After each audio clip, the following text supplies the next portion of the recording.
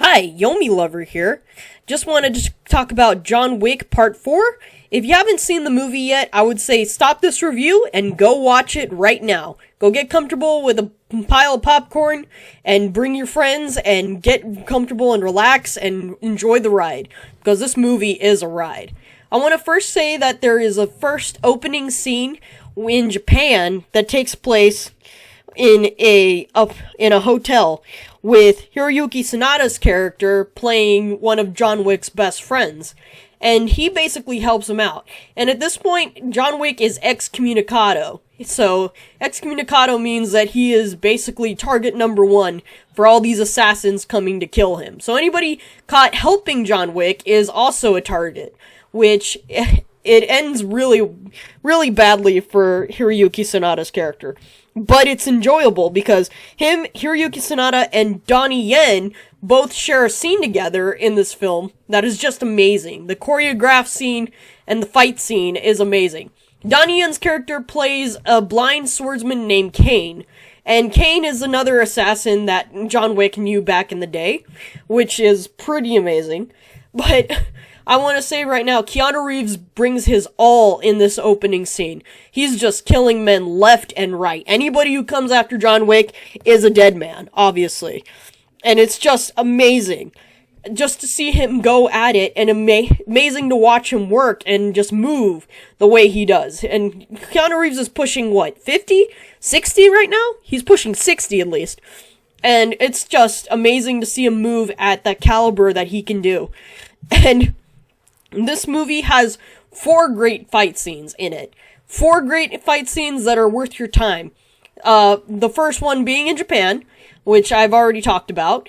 And the second one being in a club with Scott Adkins' character playing a German guy he's supposed to kill, but he has to do it really fast. And a fight scene that takes place in a roundabout. And another fight scene that takes place on the stairway. Those are the 4 main fight scenes that are amazing. And there's a non-stop, one-shot scene where John Wick is going around firing off these rounds and killing people left and right, setting them on fire, and it's a non-stop long scene. It's a very non-stop long scene that's just filmed from a very specific angle that you have to appreciate if you're, say, into video games, or if you're somebody who likes those long shots that are just a fan of those. Anyways, this is a very interesting movie. It gets really good in the details, and it gets to the point where each scene with the fight scene is an art form, and it's presented to the audience so beautifully with love and care that you could tell a lot of care went in this movie. And unlike most of the characters in movies like, say, Ant-Man and the Wasp, where they introduce a bunch of side characters that nobody cares about, you actually care about the side characters in this movie. John Wick is the opposite of that. You start to care about each and every character that appears in this movie, and as they show up, they actually mean something, and they have a significance. That's what the beauty of John Wick is.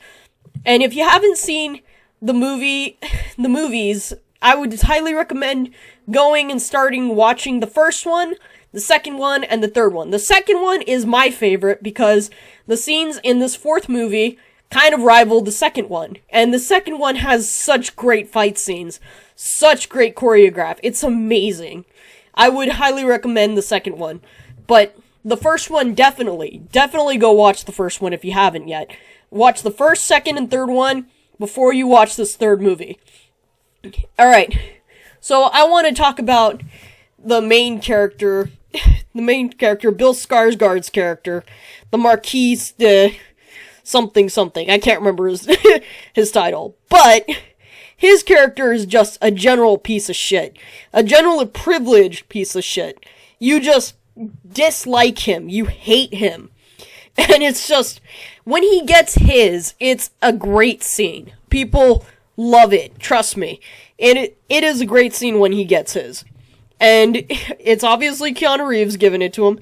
But honestly, spoilers for anybody who has gotten this far into the review, Keanu Reeves' character, John Wick, dies in this movie.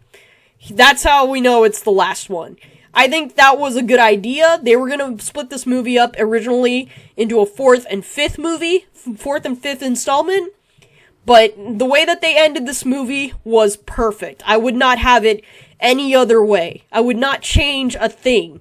I would not show disrespect by reviving Keanu Reeves' dead corpse as a zombie Keanu Reeves so that way he could come back to life and kill people again. That would be so disrespectful to the character. And they did so much to just send him off with a very, very respectful tone. I would not change a thing in this movie. But some of the fight scenes in this movie, like I said, they're choreographed to perfection here. And I would not give anything away other than the fact that John Wick dies. But it's a perfect send-off. I would not change anything that happened in the past or present. Alright, well that's my video for John Wick Part 4. If you haven't seen the movie yet, go see it. It's really good, and I would add this to a buy. I would definitely recommend this movie. Highly recommend. Yomi recommends John Wick Part 4. And I would buy the movie after it comes out of theaters. I would definitely add it to my shelf. So if you're planning to buy the movie, congratulations to you. You're a proud owner of John Wick film Part 4. And if you have all 3 movies, I think that's best if you have all 3 movies. Alright. Or you have all 4 movies now. But anyways, that's all I wanted to say about John Wick. Have a good one. Peace out.